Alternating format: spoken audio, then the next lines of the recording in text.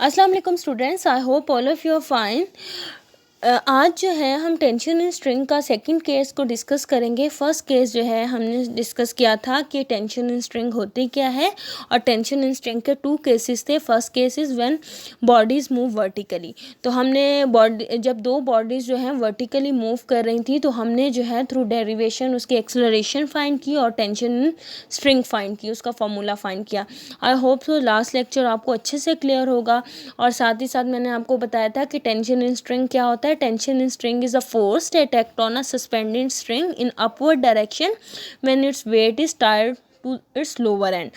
Next जो है आज का टॉपिक जो है बहुत इंपॉर्टेंट है, टेंशन इन स्ट्रिंग का सेकंड केस है।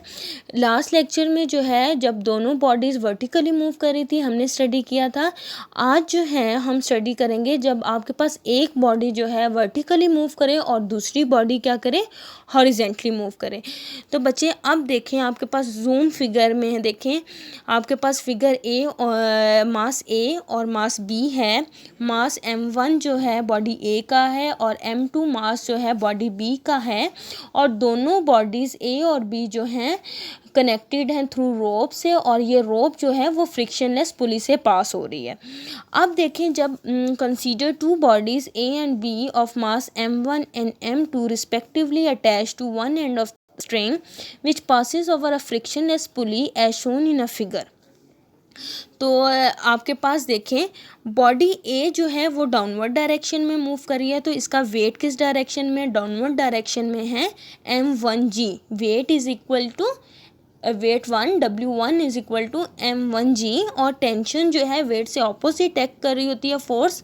तो टेंशन देखें बॉडी ए से ऑपोजिट एरोहेड से शो हो रहा है, रेड एरोहेड से शो हो रहा है कि ऑपोजिट डायरेक्शन में। तो डाउनवर्ड डायरेक्शन में मूव कर रही है तो उसकी एक्सेलरेशन क्या है, ए है। अब बॉडी बी पे आ जाए। बॉडी बी पे थ्री फोर्सेज एक्ट कर रही हैं। एक तो आपके पास वेट जो है वो डाउनवर्ड डायरेक्शन में है, तो m2 बॉडी का मास है बी का, तो m2g is equal to W2 आ गया। और इसे वेट से ऑपोजिट एक फोर्स लग रही है विच इज़ रिएक्शन फोर्स, और आपके पास टेंशन किस डायरेक्शन में लग रही है, हॉरिजेंटल डायरेक्शन में लग रही है। अब देखिए अगर बच्चे आपके पास बॉडी ए का मास ज़्यादा हो तो आपके पास बॉडी ए डाउनवर्ड डायरेक्शन में मूव करेगी विद एक्सेलरेशन ए। तो इसी तरह आपके पास जब बॉडी ए जो है डाउनवर्ड डायरेक्शन में मूव करेगी तो बॉडी बी जो है वो स्मूथ सरफेस पे जो है वो मूव करेगी उसी एक्सेलरेशन ए के साथ। अब हमने जो है प्रीवियस केस की तरह जो है दोनों बॉडीज़ पे चेक करना है कि फोर्सेस कौन कौन सी अप्लाई करें। तो फर्स्ट हमने बॉडी ए पे जो फोर्सेस एक्ट कर रही हैं वो फाइंड करेंगे। तो फर्स्ट क्या था, इसका वेट जो है वो डाउनवर्ड डायरेक्शन में है और इसकी टेंशन जो है वो अपवर्ड डायरेक्शन में। तो अब देखें as the body A moves downward with acceleration a, therefore net force acting on body. अब जितनी भी फोर्सेस हैं उन्हें हमने ऐड अप करना है। तो साइड पे देखें पेन से जो मैंने लिखा हुआ है, force is equal to weight minus tension. तो सेकंड लॉ ऑफ मोशन क्या था, ma। तो हम बॉडी ए के लिए लिखेंगे विच हैव मास m1। तो आपके पास क्या आएगा, m1a is equal to wait क्या आएगा, mg होता है। तो बॉडी ए के लिए क्या बन जाएगा, m1g माइनस टी। इसको इक्वेशन 1 का मार्क कर लें। और ये किसके थ्रू आई है, through Newton second law of motion के। अब हम चेक करेंगे कि बॉडी बी पे कौन कौन सी फोर्सेस लग रही हैं। जब आपके पास बॉडी ए डाउनवर्ड डायरेक्शन में मूव करी थी मास ज़्यादा होने की वजह से, तो बॉडी बी पे कौन सी फोर्सेस होंगी। Now we consider the motion of body B, three forces acting upon it. मैंने आपको जब फिगर एक्सप्लेन की थी तो तभी मैंने आपको बता दिया था कि बॉडी बी पे थ्री फोर्सेस लग रही हैं। फर्स्ट उसका वेट क्या कर रहा है, डाउनवर्ड डायरेक्शन में एक्ट कर रहा है which is equal to W2 is equal to m2g। और वेट से ऑपोजिट एक फोर्स लग रही है अपवर्ड डायरेक्शन में, वो आपके पास रिएक्शन फोर्स है। और टेंशन जो स्ट्रिंग में है वो हॉरिजेंटल डायरेक्शन में। तो ये तीन फोर्सेस क्लियर हो गए होंगे, आई होप सो। नेक्स्ट देखें, as there is no motion of body B in vertical direction. आपके पास देखें बॉडी बी वर्टिकल डायरेक्शन में मूव नहीं कर रही। किस डायरेक्शन में मूव कर रही है, स्ट्रेट लाइन में, हॉरिजेंटल डायरेक्शन में मूव कर रही है टेबल पे।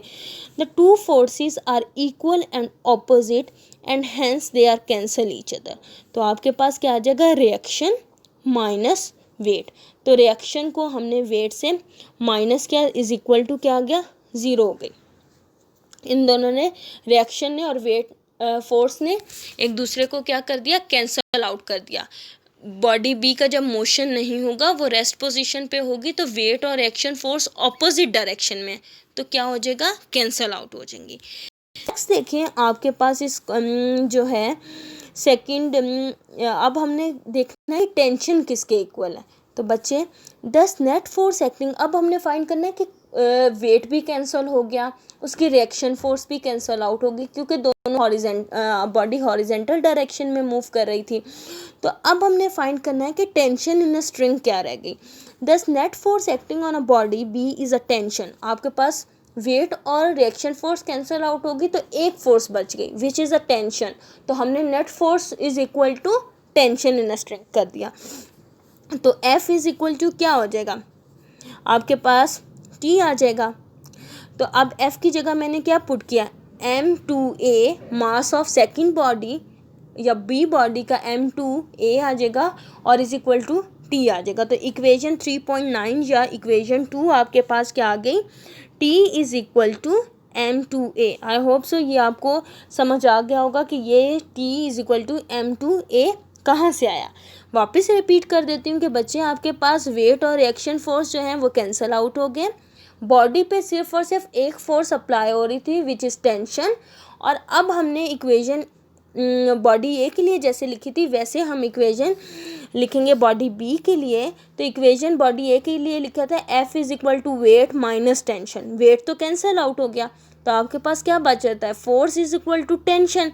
तो force is equal to tension जब लिखा तो फोर्स की जगह मैंने एम ए पुट करना है, तो एम ए पुट किया, लेकिन 2 मैंने लगा दिया सेकंड बॉडी के मास के लिए, इज इक्वल टू टेंशन। अब हमने फाइंड करना है what is the value of acceleration और टेंशन इन अ स्ट्रिंग। तो बच्चे फर्स्ट ऑफ ऑल हम इक्वेशन 1 और इक्वेशन 2 को क्या करेंगे, एड अप कर लेंगे। तो इक्वेशन 1 और इक्वेशन 2 को मैंने क्या किया, एड अप किया है। इक्वेशन 1 में देखें उसकी right hand side m1g minus T आ गया, और इक्वेशन 2 की जो है लेफ्ट हैंड साइड को देखो ऐड कर दिया m1g minus T plus T. अब माइनस टी और प्लस टी क्या हो गए, कैंसल आउट हो गए, is equal to m1a plus m2a। Next देखें m1g आपके पास लेफ्ट हैंड साइड पे बच जाता है, और ऊपर वाली इक्वेशन से राइट हैंड से साइड से मैंने जो है एक्सेलरेशन को कॉमन ले लिया, तो m1 प्लस m2 आ गया। एक्सेलरेशन फाइंड करनी है तो राइट हैंड साइड पे जो है m1 प्लस m2 जो मल्टीप्लाई हो रहा है लेफ्ट हैंड साइड पे क्या हो जाएगा, डिवाइड हो जाएगा। m1g divided by m1 plus m2 is equal to acceleration. अब हमने क्या करना है, हमने क्या फाइंड करना है, टेंशन इन अ स्ट्रिंग। ये आपके पास अबव जो इक्वेशन है किसकी आ गई, एक्सेलरेशन की आ गई। सिंपल जो है m1g divided by m1 plus m2 is equal to acceleration. Acceleration के साथ m1 प्लस m2 क्या हो रहे थे, मल्टीप्लाई हो रहे थे, इक्वेशन की लेफ्ट हैंड साइड पे जाके डिवाइड हो जाएंगे। अब हमने क्या फाइंड करना है, इक्वेशन टेंशन की इक्वेशन फाइंड करनी है। तो हमने क्या करना है, एक्सेलरेशन की वैल्यूज़ को इक्वेशन 2 में पुट करना है। तो सिंपली जो है देखें टेंशन की वैल्यू क्या थी, अब इक्वेशन 2 देखें, tension is equal to m2a। अब a की जगह मैंने इक्वेशन 3 पुट कर दी, तो tension is equal to m2 और a की जगह क्या पुट किया, m1 divided by m1 plus m2 into G. m2 और m1 को मल्टीप्लाई किया तो आपके पास टेंशन इन स्ट्रिंग क्या आ गया, m1 m2 divided by m1 plus m2 into gravity. अब अगर आपके पास क्वेश्चन आ जाए कि बॉडीज़ जो हैं, एक बॉडी हॉरिजेंटली मूव कर रही है और एक वर्टिकली मूव कर रही है और उनके मासेस ये हैं, तो हमने टेंशन फाइंड करनी है और एक्सेलरेशन फाइंड करनी है, तो तब आपके पास ये फार्मूलाज यूज़ हो जाएंगे।